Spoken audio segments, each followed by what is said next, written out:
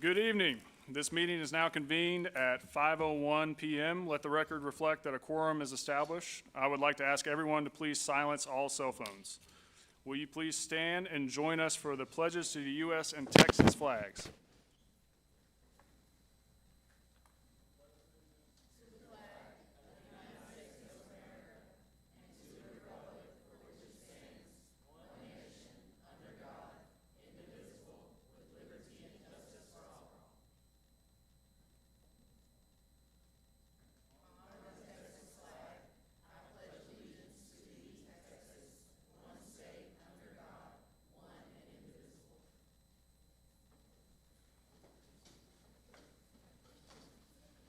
Thank you. If there are any public officials in the audience this evening, would you please stand and be recognized? Okay, thank you. Okay, we will now have the recognition of Dr. Keena Eberhardt, Deputy Chief of Communications, will present. Ms. Eberhardt.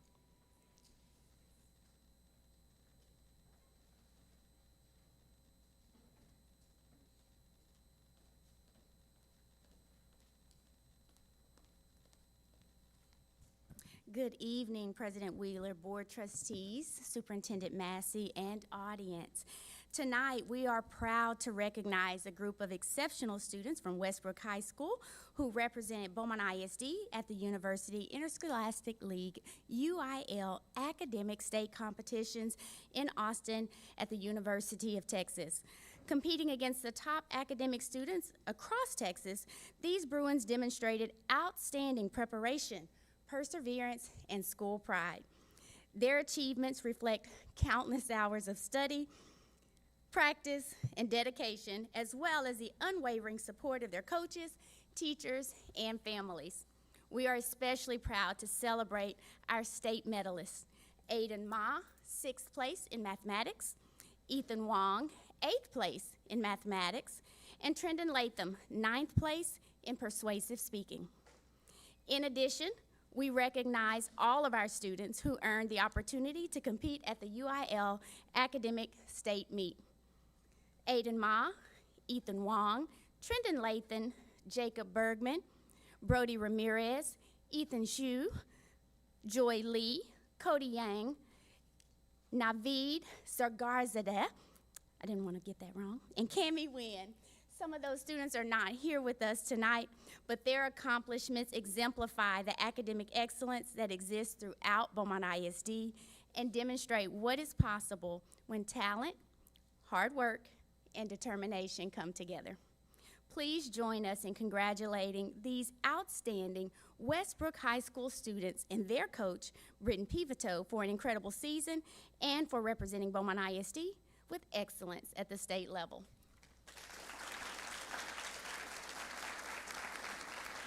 I'm going to ask our Westbrook team to stand and be recognized. Woodall and team. Okay, they're being shy. Some of them are just being modest. We are also proud to recognize 2 outstanding student athletes from Westbrook High School who also represented Beaumont ISD at the UIL 5A State Track and Field Meet in Austin. Competing against the best athletes in the state, these Bruins demonstrated exceptional talent, determination, and sportsmanship while proudly representing Westbrook High School and the Beaumont community on Texas's biggest stage. In the field events, Joseph Bowser III competed in the discus and finished 9th overall in the state. While the results did not reflect his personal best, Joseph's dedication, hard work, and commitment throughout the season earned him a place among Texas's elite competitors. On the track, John Fowler, who is not with us tonight, but he delivered a remarkable performance. He earned state runner-up honors in the 800-meter run, setting a new Westbrook High School record with an impressive time of 1 minute, 52.2 seconds. I think it's important to note that former Westbrook record holder was his father. What a special thing. So John also secured second on the podium, finishing by placing third in the 1,600-meter run, solidifying his place among the top distance runners in Texas. These accomplishments are a testament to the countless hours of training and determination demonstrated by our student athletes and their coaches throughout the season. We also want to extend our appreciation to Coach Renwick Johnson and the entire coaching staff for their leadership and support. Please join us in congratulating Joseph Bowser III, I see that big smile, and John Fowler for an outstanding season and for representing Beaumont ISD with excellence.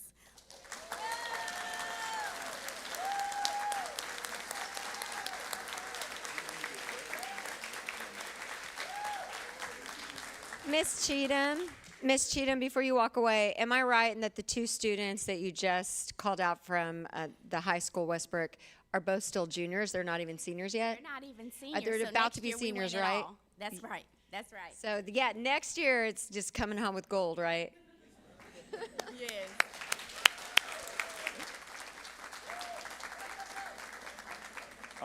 I'd like to say something too. I coached Joseph Bowser Jr., and now to see his son do what he's doing, it does my heart well. And as well as John Fowler Sr., I coached the dad who beat his dad's record, John Fowler Jr. So those Fowlers and them Bowsers, y'all still got it going on, right? It's a great job, man. Congratulations.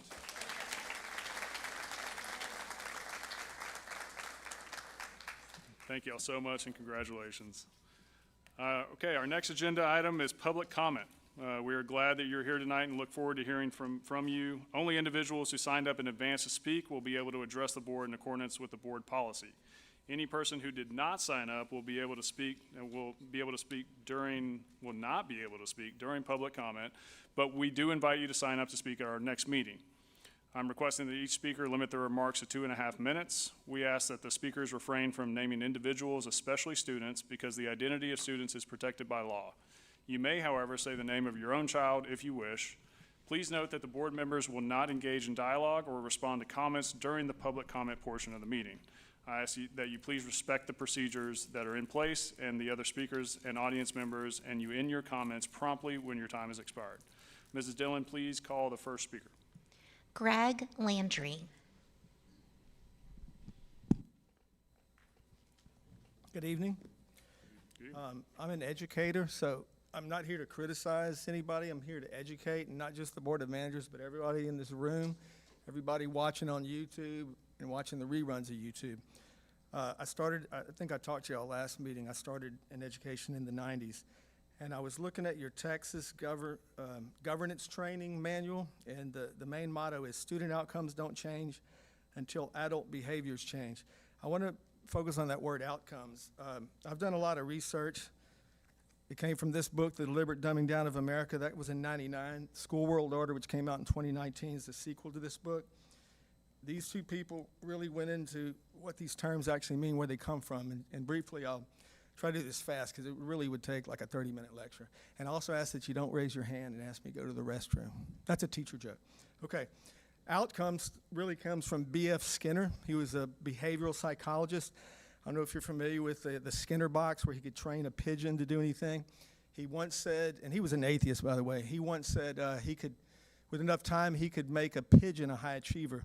So this thing with outcomes-based education, it was talked about in the 60s and 70s, but it didn't get implemented into Texas until the 90s when we started the outcome-based test. They called it TAX, SAWS, STAR, whatever. That's really the problem that we're at this point, not just in BISD, but the whole state, because these tests aren't about academics. When I was in school in the 70s, they had norm-based tests, much like the SAT. So it would test you on something, and then it would give you how you stood against everybody at your grade level. So our problem is, I've got to go fast, I got a minute. We have to get back to academics. Now the problem with the system we have now, the AIM or NES, I don't know if you're aware where this comes from. It's a man who's now the superintendent of Houston. He has a military background. So the reason so many teachers have left Houston, if you research that, and a lot of them left BISD, is because it's a military system. It's my way or the highway. Okay, if you look at some of the test results, they say they got the scores up. But if you look at the grade level reading proficiency for 3rd grade. The latest figure I saw was less than 50%. So I have high school students that I know can't read on their grade level. That is the biggest problem, okay? So we've got to educate ourselves. I'd encourage you to do the research that I've done. And I'm going to quote a really great Vietnam veteran named William Cooper. He wrote a book called Behold a Bell Horse. He said, read everything, listen to everyone, but believe nothing till you prove it in your own research. God bless each and every one of you. God save the Republic. Thank you. Brock Bird.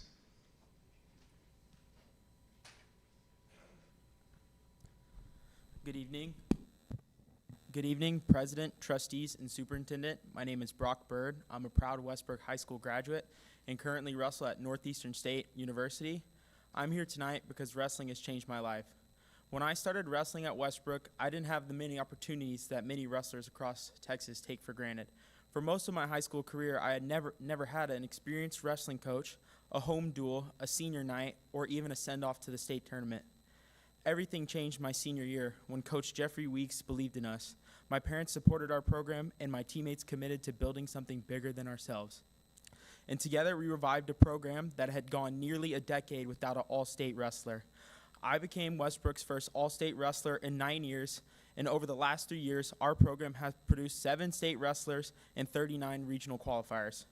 From my understanding, Westbrook's current wrestling coach has resigned, and Beaumont United has yet to produce an all-state wrestler, not because Beaumont lacks talented student athletes, but because wrestling requires experienced coaching, technical knowledge, and consistent district support. I would hate to see the momentum disappear. Wrestling teaches discipline, accountability, resilience, leadership, and perseverance. It builds characters and prepares students for life. Wrestling is one of the fastest growing high school sports in America, and girls wrestling is the fastest growing high school sport nationally. Beaumont ISD's vision is that every student will be known, supported, challenged, and prepared. Wrestling embodies that vision. Every athlete is known because every individual contributes to the team's success. Every athlete is supported through coaching and mentorship. Every athlete is challenged to develop discipline, resilience, and accountability. Every athlete is prepared for college, careers, and military service and life. BISD's mission builds systems where exceptional teaching is the norm, leadership is accountable, and where measurable growth happens every day. Westbrook Wrestling has already demonstrated measurable growth, and imagine what our students could accomplish with experienced coaches alongside equitable district support. Tonight, I respectfully ask the board to hire and retain an experienced wrestling coach at both Westbrook and Beaumont United, provide equitable resources and recognition, establish home duels, senior nights, and state send-offs, and support year-round training opportunities for both boys and girls wrestling. Thank you for your time and consideration. I also have some pamphlets I was going to hand out to each one of you. Thank you, Mr. Bird.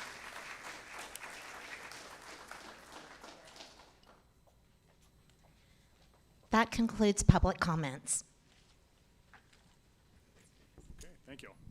At this time, I will turn it over to Superintendent Massey for her presentation, followed by Superintendent Massey and her team's reports on student outcome.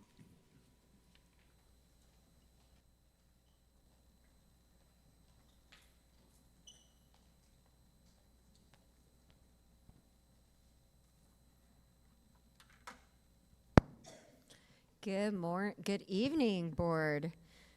Thank you for allowing me to present to you today. We talked a little bit about stewardship in our budget hearing last week, really related to the finances.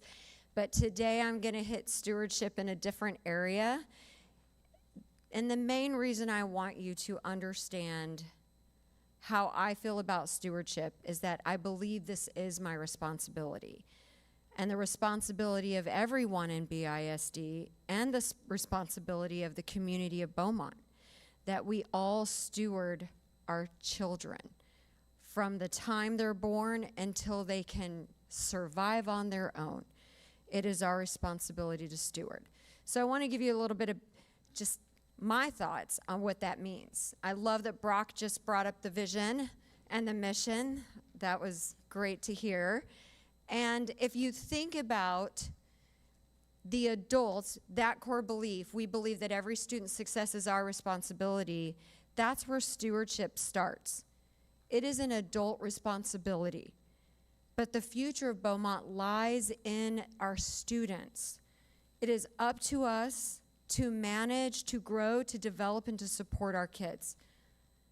And that's in a lot of different ways. But stewardship, by definition for me, this is my definition of stewardship, is the discipline responsibility to leave every person, resource, system, and opportunity for students better than we found it, so that the future generations benefit from the decisions we make today. Always, a steward is always thinking about the future. It's not just about what's happening now. Stewardship requires protecting instructional time. It requires investing financial resources, and tonight I hope that you approve our balanced budget, because we are going to protect the resources. But it also requires the development of people, putting our effort into teachers, into leaders, into staff all over the district, into community members that will help in the process of developing people, of developing students, building systems that resist regression. It's so important. Making decisions that are based on students, not adults. Everything comes back to students.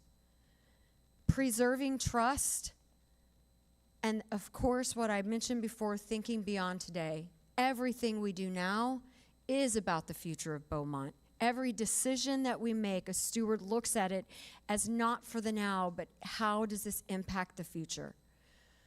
So the number one attribute I want to challenge you all with when it comes to stewardship is humility. This is for our team of 8, but it's also for the entire community, whether you're joining us today because I like to talk to the board because I want to train you all on my way of leading, but I'm also doing this for the sake of the community so they know more about my mentality and why I'm doing the things I'm doing. And a steward exhibits humility. That is not something you see in a lot of leaders. And when you think about the beliefs of what humility looks like, it's these. It means I might sometimes be wrong, and I have to be willing to admit that. I may not always be right. My motives are sometimes selfish. I don't know everything.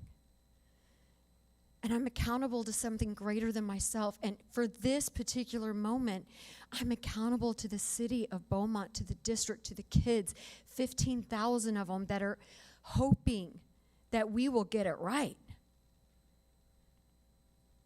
Humility is what leads to integrity. People like to say integrity on their values, their core values. Know the chart. What is our 5 core values? There's always integrity on there. People mistake integrity for a character trait. But I don't even believe it's a character trait. I believe humility is something that leads to integrity. And I believe this because when you hear truth, that's difficult. And tonight you're going to see some difficult truth. Harder than it's been ever in our history of Beaumont. When you see difficult truth, humility says, I own it. But if you don't have humility, you pass the buck. You say, it's about those parents. It's about those students who can't behave. It's about this particular side of town. And the blame gets shifted instead of saying, what is my part? Difficult truths are very hard to own. It requires humility to own a difficult truth. So quick lesson going from humility to integrity, and this is why I believe what I believe. Everything on the humility side is internal. It is seeing myself truthfully. I have to discover who I am. Integrity is what shows up to the people around you. Humility is my decision. Integrity is the representation that shows up from my humility. Humility is knowing that I'm not always going to get it right. I know I'm not going to always get it right. Here's the difference between humility and integrity. Integrity says, I know that I'm going to admit when I get it wrong, and I'm going to admit it to you. I'm going to tell you when I'm wrong. I'm not going to pass the buck. Humility is internal work. It means you're working on yourself. You're trying to be better. You're trying to own your faults. You're trying to strengthen your weaknesses. And then it's externally, on the integrity side, visible to others. It is the external representation of who you are. Humility comes before integrity. It is the byproduct. Integrity is the byproduct of the ongoing practice of submitting yourself to truth every day, every minute, every decision. Every time you submit yourself to truth, it forces humility, especially when the truth is inconvenient. That ongoing practice is actually what develops integrity. All this is part of stewardship. So humility starts with reflection. This is something that everyone in Beaumont ISD is going to see a number of times, over and over and over and over. This is the 4 quadrants of emotional intelligence. It comes from Harvard. I did not make it up. This is literally from Harvard. It starts with self-awareness. Green is first. So self-awareness, self-management, and then social awareness, relationship management.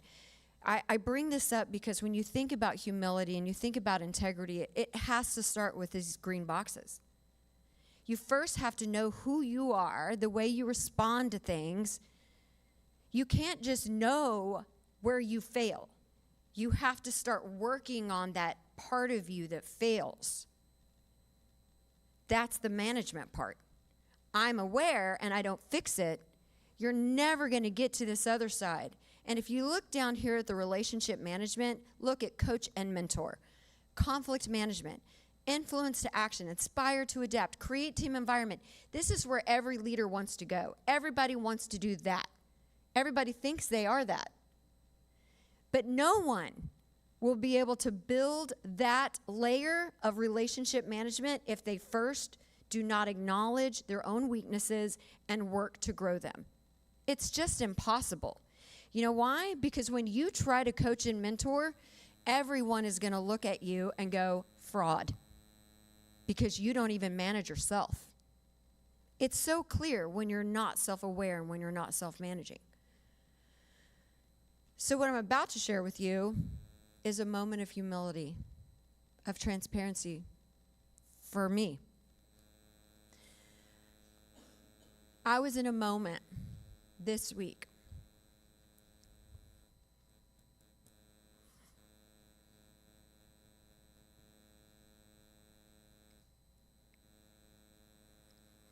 I've had a lot of opportunities to talk to people, to stand in front of people, and to share the vision of BISD. And I've done it with heart and with passion and with conviction. And I walked into a room Monday night in front of a group of people who I thought I knew what they needed. And I gave them the data, and then I said, here's how you can help. And what I discovered in the hour and a half I was with those people is that the more I talked, the more tension that developed in the room. And I didn't quite know what they needed, because I thought, here's what I did. Here's the problem that we need to solve, and here's how you can help. What I should have said, this is what they were thinking of me. Before we decide whether to trust you, do you see us? A group of people who've given years and decades to already put effort into making Beaumont better. But I didn't see it. If I had had these magical binoculars where I could have seen their truth, I would have seen wounds on them. And what I did by presenting the data first was put salt in it.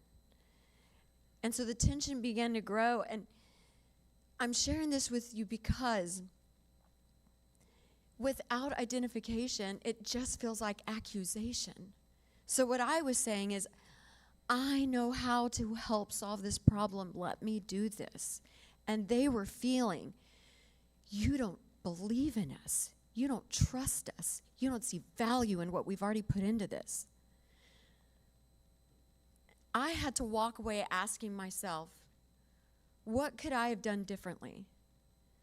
Listen, I'm sharing this because I'm trying to model for you what I'm preaching to you, which is you cannot have integrity without first reflecting on your actions and the way that you come at a group of people. That was a moment I had to think differently about how I approached people that have worked years and decades to make this city great. And all I did was show them how bad it is, which I have to do. I have to share truth, and I'm going to share that truth tonight. What I want everyone to understand is that I could have first shared, I understand your love for the city. I know you love this city. And that's what I'm trying to share with you now. I feel the love of this community for this city. I know you know the district needs to be better. I don't have to keep rubbing that in people's faces. I know you know it. I could have said, tell me how you've supported our district, and how do you see yourself fitting into the picture? How do you want to be involved? I could have said, I don't fully understand this city, and you can help me. Every conversation I have doesn't have to just be about me communicating a vision. It can also be about me saying, tell me what you've done. Tell me how I can help. I'm trying to show you that humility is important. And that when you fail, you reflect and you think differently. And then Tuesday morning, I got to meet with another group, wonderful group of about 60 pastors in the area. And I changed my slide deck. I did not show them the data. And I changed the way that I presented to them, and the group took it really well. But a pastor came up to me at the end with such love, and this is what he said to me. He said, Massey, you're very confident. I hope you're also humble.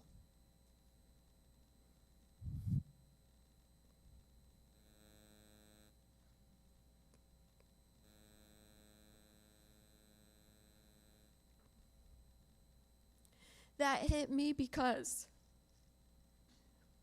that was 2 days in a row.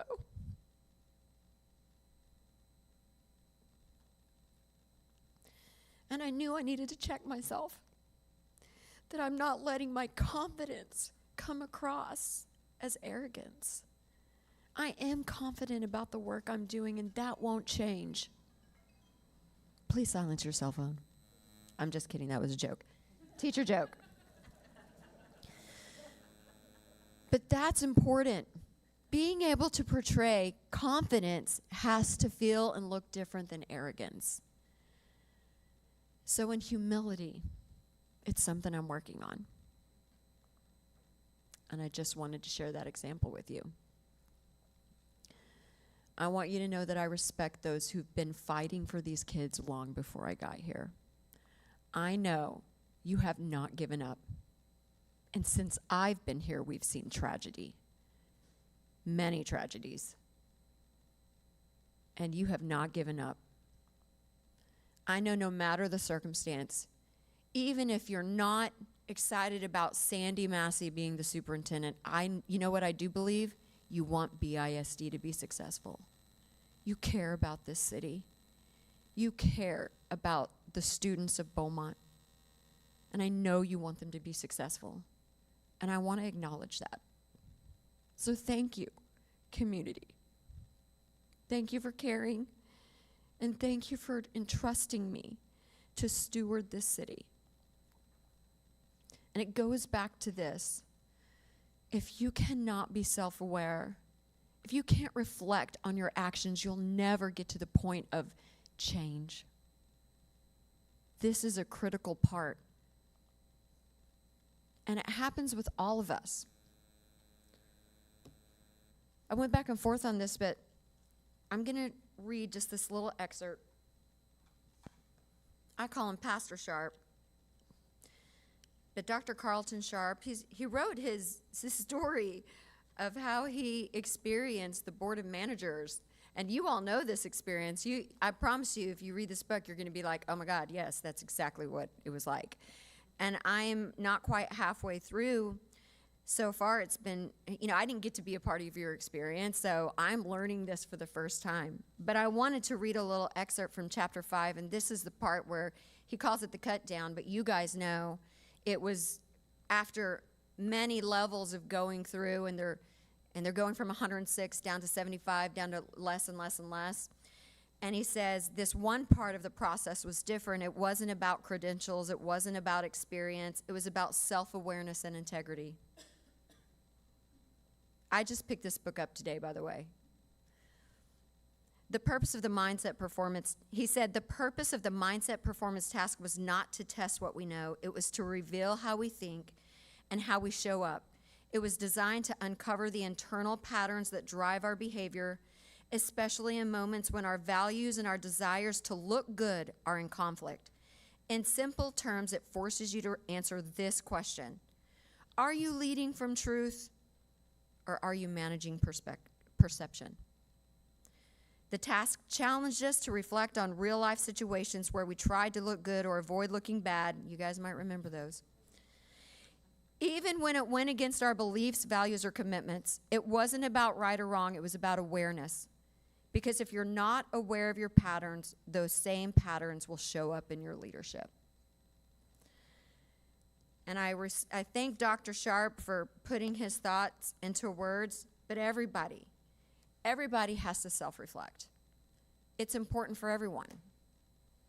And he talks about ownership in the book, and this is my way of looking at it. I think everyone needs to act like an owner, but there's a way to act like an owner. There's a healthy way and an unhealthy way. A healthy person says, how do I faithfully care for something that has been entrusted to me? An unhealthy owner says, how can I build this so I am successful? And I want you to kind of go down the list with me here. Healthy, green, unhealthy, red. Green says, it's my responsibility. Red says, it's mine. Healthy protects the mission. Unhealthy protects personal preference. Healthy thinks long-term.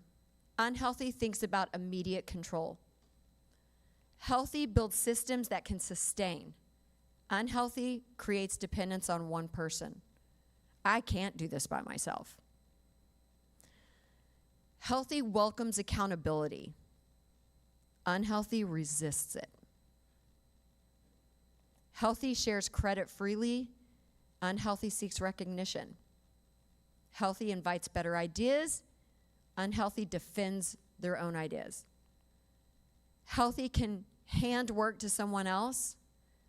Unhealthy has difficulty letting go. Healthy, how can we make this better? Unhealthy, this is how I do it. Healthy measures success by organizational impact, and unhealthy by personal influence. We have to stay on the healthy side of ownership, and that is called stewardship.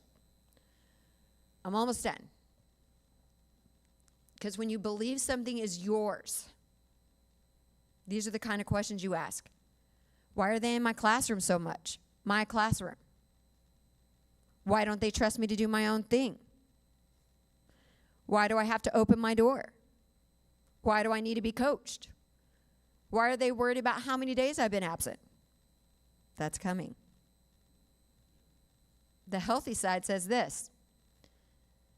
How do I reframe that critique I just got? How do I see this change as a way to improve? How can I navigate the feelings of anger, fearfulness, or discouragement? how can I start doing better for my kids? And how is my contribution making a difference to the team? This is healthy ownership. It's selfless. And you think about two people can be in the exact same meeting. A steward sees opportunity, accountability, and urgency. The other, conspiracy, oppression, and control. Same meeting, different mindset.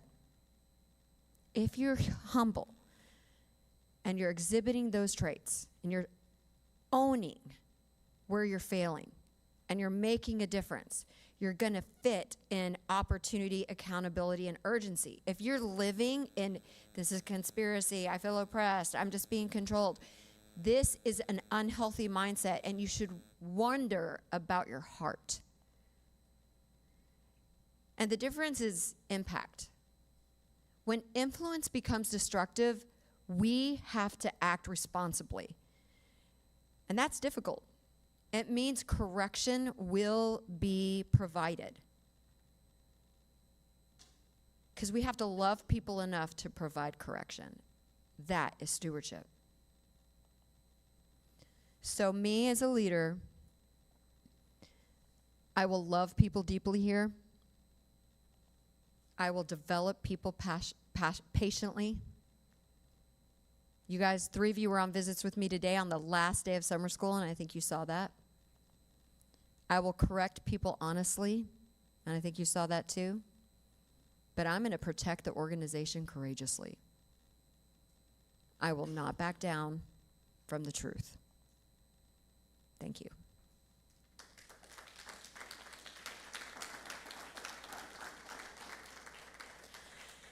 We are going to do a series called Community Action Series. It's going to be amazing. The first one is July 21st. You'll see comms put out a flyer. It will have a QR code where people can register. Right now we have it set for right here, but it depends on how many people register. And I want to give you some of the topics. We won't cover all of these the first time. It's a series of 6 community events. But here's some of the topics we're going to cover that we're going to workshop and actually get in small groups and do the work, not just talk about it. How do we keep 9th grade in cohort through graduation? How do we provide more support for parents with a lot of different kinds of needs? What does wraparound look like to solve for students with a lot of layered needs, including kids that are in the most vulnerable situations, like at Minnie Rogers or on probation or homeless or in a foster care situation? How do we get services for them? How do we inspire the next generation of teachers? And how does BISD involve community partners that doesn't interrupt instruction and doesn't add to the budget? So if you're a community partner, that's what you should be thinking about. But we're going to start talking about it July 21st, so I hope you'll join us. And then now I would like to introduce Evelyn Perrette, who is going to come up and give you just an update on our 2 board goals from the past year. You guys know we're going to be doing our own retreat this weekend, and we're going to develop our new goals for the upcoming year, but we're still reporting out on the current year that just passed, and Evelyn's going to share that information with you.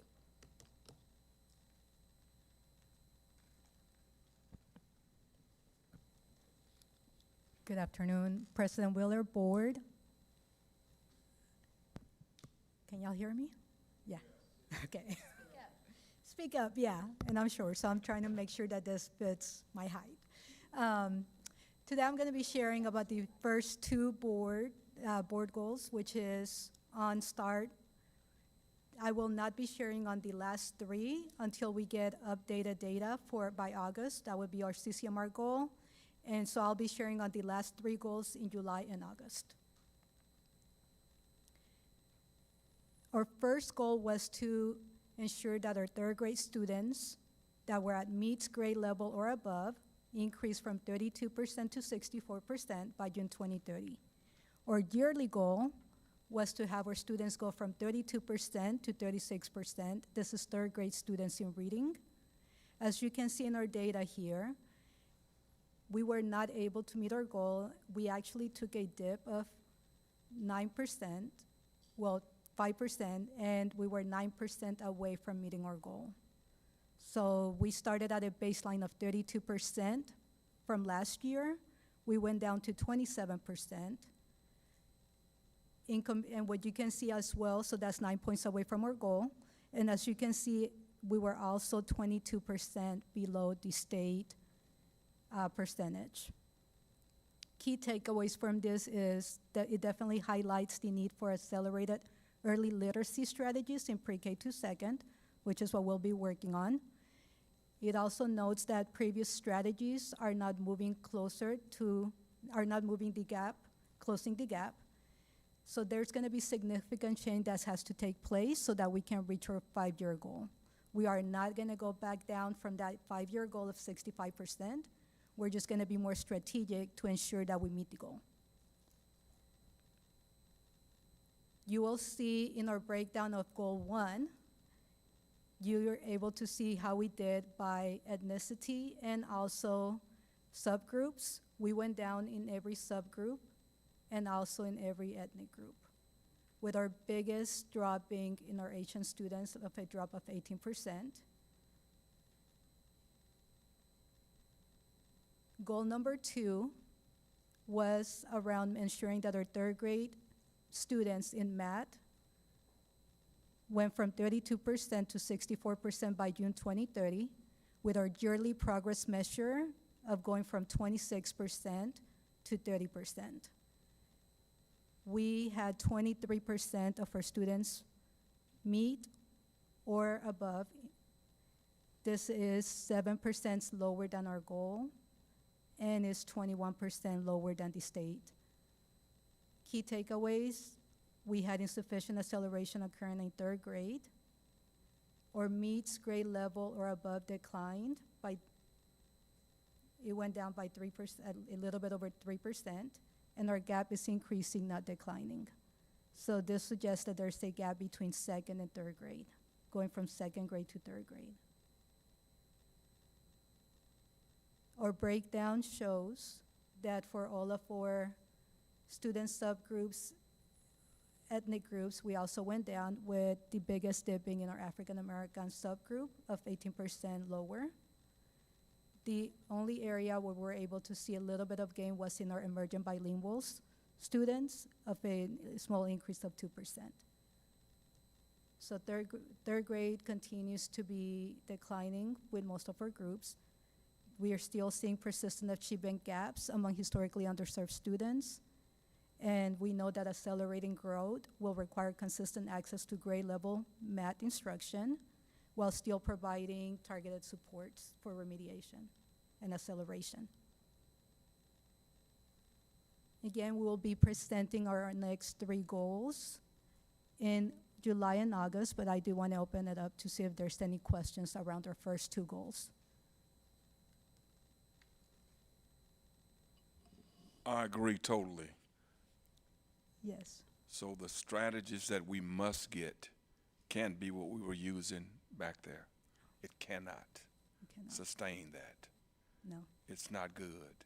It's really, It requires transformation. yes, ma'am. Yes. We can do it. We'll I get agree. it done. I agree. Yeah, because this is so very unacceptable. Yeah. Our students deserve transformation. Yes, ma'am.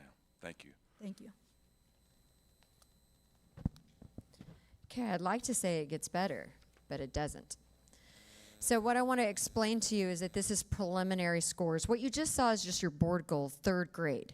I want to share with you all of it. So we're going to first look at reading 3rd, 4th, and 5th. You have it in front of you. This also lets you know, and just so I know you guys, if you look in the behind you, you can see my little pointer. But what I really want you to focus on is spring 2026. This is just showing you the 3-year trend. So for example, 3rd grade reading last year was at 32% for BISD. We dropped to 27%. So they had gone up 8% from 24 to 25. See, they went up, and then we dropped back down. So we're not back where we were in 2024, but we're nowhere near where we need to be to hit our goal.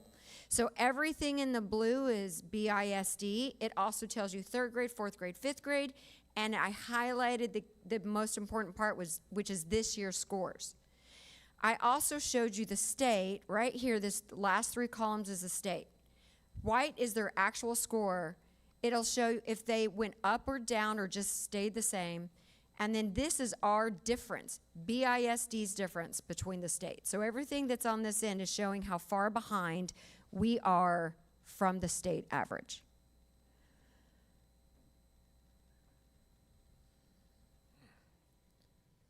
That is 3rd, 4th, and 5th grade reading. I'm going to show you 6th, 7th, and 8th grade reading. Same exact format. And you can see the number of points here that we are behind. But remember, you're focused on this 2026 line. This 2026 line. So in 6th grade reading, we are 26 points behind the state, and we dropped 2 points. Superintendent Massey, can you explain what preliminary means? Preliminary means, oh, that's a good point. Thank you, Darian. Preliminary means that they are not yet official. The state will not make any scores official until August 15th. And that is because there are multiple students that test late, and all the preliminary scores are based on the first group of testers that are put out there. And then once they have all their final calculations done and their methodology has been put in place, then we get the official scores with state accountability. State accountability is the letters, A, B, C, D, E, A, B, C, D, F. Yeah, there is an E, but not in the letters for state accountability. I have a question. Yes, sir. So historically, with the last testing coming in August, would you know how much it would change historically? It is very small variations. Yeah. Just knowing from historical context that I have from Houston, it is, some schools don't change at all, some numbers don't change at all, and some numbers change 1% up or down 1 or 2 points. So it really could be that these change, but change very minimally. Very. Right. Yeah, it's not going to be big changes. May Anything to I add ask- to that, Parete? Okay. May I ask a question? Yes, please, Lori. So when, on the white column, state meets and masters. So Yes. for instance, on 3rd grade reading, is that 49%? That means 49% of the 3rd graders in 2026 met or mastered that grade. That's right. That's okay. Yeah, so if you look at the state, guys, that's abysmal. The Very. state isn't doing well. When you see Texas on a chart with all the other states, we're kind of at the bottom. We're not doing very well as a state. So we're not, listen, this is like the bare minimum. We don't want to catch up with the state. We want to surpass the state. Right now, we are contributing to pulling the state numbers down. What we want to do is contribute to pushing the state numbers up. So it's going to take a lot of work to get there. When you look, I think what's hard to understand, these numbers may seem doable. They are, but let me give you some perspective. When you look at the national NAEP exam, which many, many districts take, that group of kids, 4th and 8th grade math, they have only grown 2 percentage points in 30 years. 2 percentage points, the nation, our nation. So when you think of tackling achievement, not growth, this is achievement, to catch up 22 percentage points is in the miracle kind of making world. It means what we do in transformation is going to be very hard, very fast, and ongoing. It literally is like when you're at school, you're rowing, we are a team, we are rowing, we're winning the Olympics every single time we're in that boat.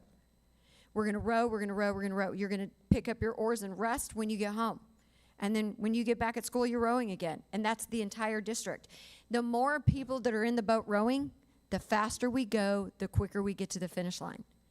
But when you have people that are pushing against transformation, they're pushing against change, whether they're in the system or out of the system, it makes it that much more difficult to row. And everybody has to be heading in the same direction. Right now, we still have people getting in the boat and secretly picking up water with a bucket and putting it in the boat. Like, let's see if I can help you fail. Intentionally or not. Some people are intentional, most people are not. What my job is to do is to make that change. And I believe we can. It's why the state puts us at a 5-year intervention like timeline. Our goals will be for 5 years. We'll break it into 1 year, but it will be for a 5-year time frame. And I have us set, you'll see it this weekend, that we are going to achieve this goal in 5 years. So stay tuned. This is, you saw this one. Let me go math. 3rd, 4th, 5th math. So we are 3rd grade at 23%. We dropped 3 percentage points. In 4th grade math, 19%. We dropped a percentage point. In 5th grade math, we dropped 4 percentage points. And you can see the comparison. The state actually went up in a couple. So their gap between us and them is actually widening, which makes it difficult. And then here is middle school math. This is crazy in not a good way. Your 6th grade students in math, my 6th grade students in math are proficient at 14%. Your 7th grade has 0 proficient students at grade level. 0. Our 8th graders are at 16%, but they dropped 10 percentage points. And if you look at 8th grade math, we are 31 points behind the state. This is very difficult to overcome because for math, you have to have really powerful foundational skills. Math builds like a scaffolded building. It builds upon each other. And if you don't get your multiplication facts right in 3rd grade, it will fail you the rest of your life. We have to get 2nd and 3rd grade right. We don't have a choice. Superintendent Massey, Yes, sir. the 7th grade numbers, the percent difference in the state, there's not a huge index up or down compared to the other grades. What's going on in 7th grade? I mean, we're far lower. The state average is. Yeah, I will generally- say 7th grade math is actually one of the most complex. I don't know why, but they made 7th grade math so difficult. The math test is very difficult. I don't want to be too ahead of us, but we have a long-term plan that we're going to be moving away from actually testing 7th grade math. So that's a whole nother conversation for another night.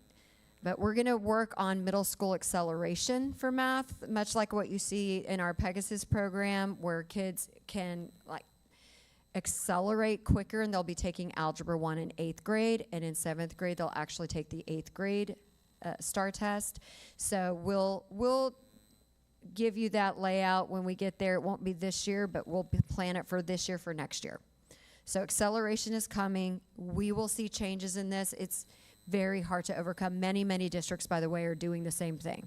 Accelerating so that 7th grade math is not you no longer take it as a STAR test. So there's some strategy to just doing what helps kids.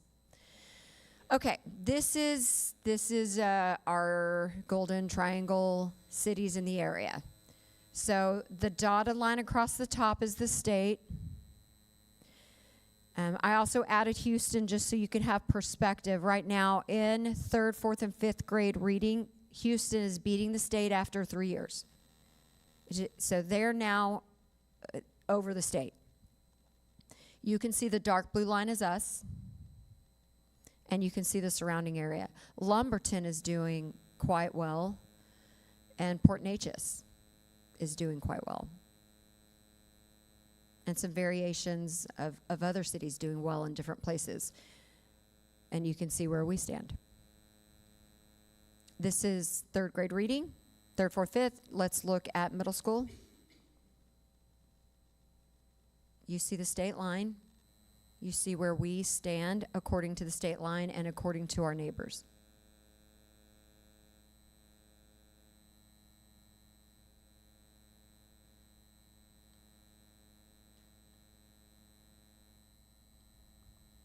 Here is math, third, fourth, and fifth.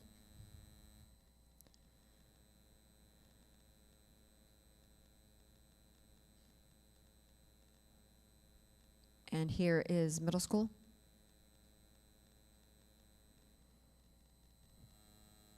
And you can see that seventh grade doesn't even have a bar for us because we have no proficient students at seventh grade. That means the eighth grade year that we're about to come into, that's the group of kids that this is. And here is your end of course exams for high school compared to our surrounding area. And you can see the state line as well.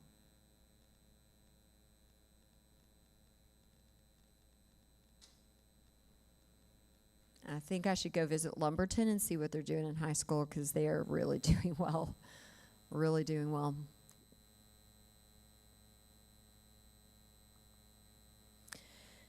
So that is the report on your preliminary scores. When they're official, we'll do this one more time so that you can see the official scores along with the accountability. But right now, our projection is that we will not decrease any DNF schools, but we will, right now the projection is that we will increase up to 3 more schools that would be DNF. So we're kind of heading in the wrong direction, but that's about to turn around. Now I would like to invite Stacy up. Stacy, this is going to be a very short presentation because you have seen this twice now. And it's just a reminder of our 3 budgets that we would like for you to approve tonight. And Stacy.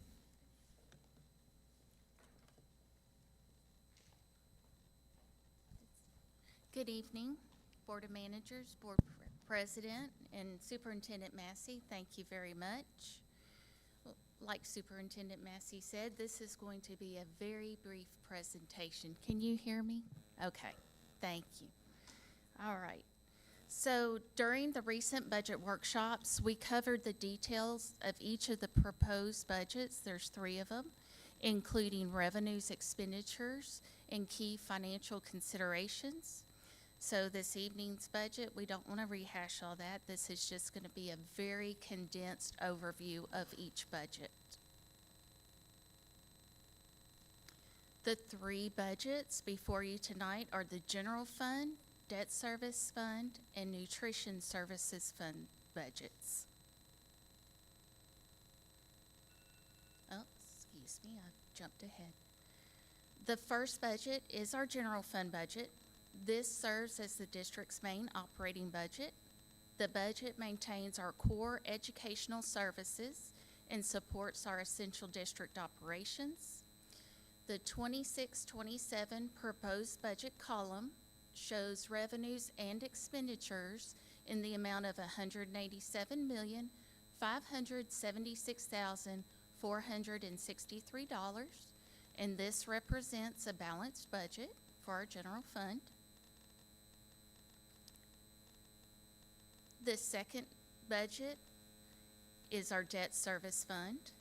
This fund is specifically dedicated to repaying the principal and interest on the district's bonded debt. The proposed budget provides for the payment of debt obligations for fiscal year 26-27. And if you'll see, the revenues and expenditures for this proposed budget are $25,023,201, which is also a balanced budget. This next slide for the debt service fund annual debt requirements was also in one of our previous workshops.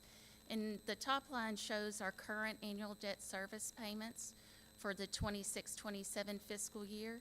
It also shows the district's remaining principal and interest payments over the life of the outstanding debt, which is through fiscal year 2038. And our final budget is the Nutrition Services Fund budget. This proposed budget does include a planned operating deficit.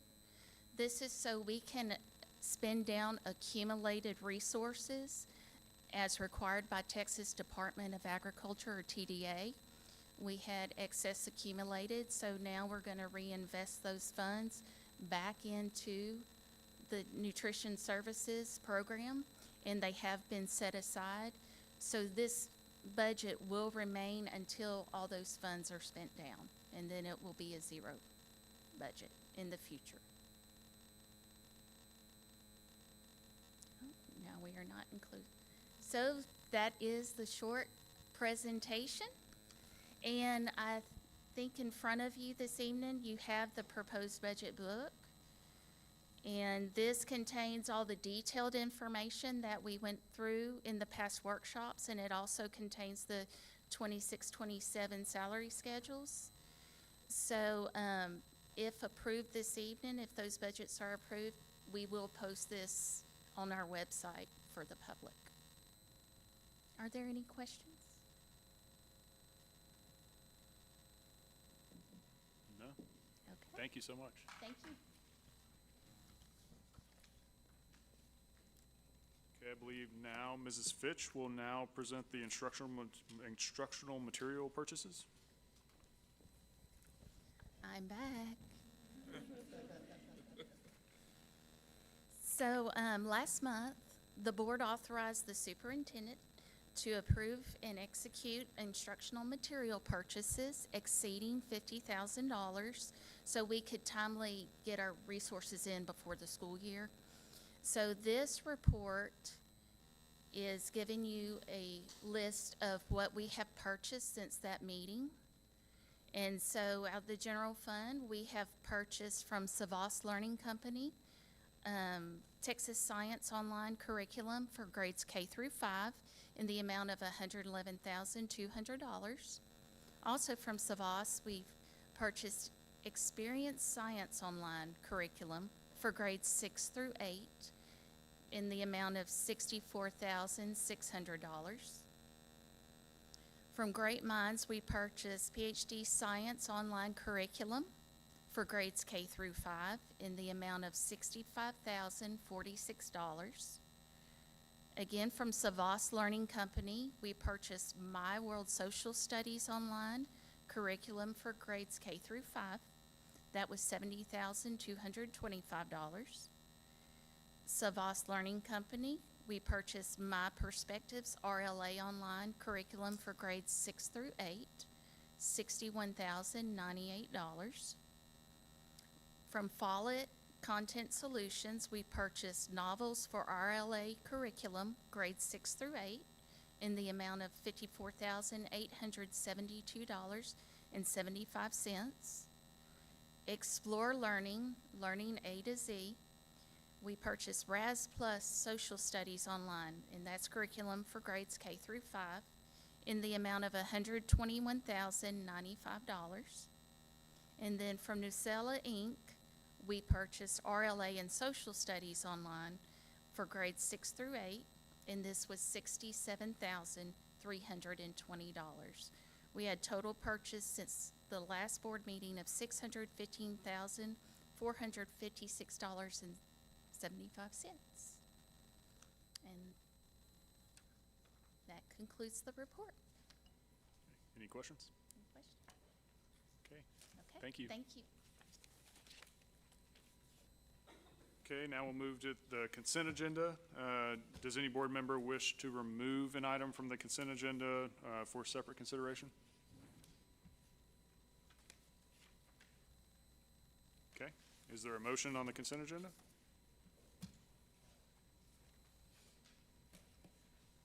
I move to approve the consent agenda as presented.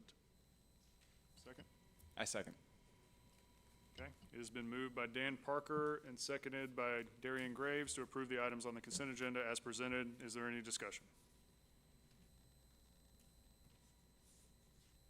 Okay, hearing none. All those in favor, please signify by raising your hand. Any opposed? Okay, motion passes unanimously. Okay, we will now transition to the agenda action items. The administration recommends the board approve the ordinance and resolution adopting our 26-27 budgets of general fund, nutrition, child nutrition, and debt service fund. Okay. Any discussion? Is there a motion? I move to approve the ordinance and resolution adopting the 26-27 budgets for the general fund, child nutrition, and debt service fund. Any second? I second the motion. Okay, it's been moved by Arthur Lewis and seconded by Elias Ibarra to approve the 2026-2027 budgets. Any further discussion? Okay, hearing no discussion, all those in favor, please raise your hand. Any opposed? Motion carries. Okay, next order of business, the board is now going to go into closed session to discuss agenda items posted on the closed session agenda and as authorized by the Open Meetings Act under section 551.071, attorney consultation, 551.072, and 551.074 personnel of the Texas Government Code. Thank you all.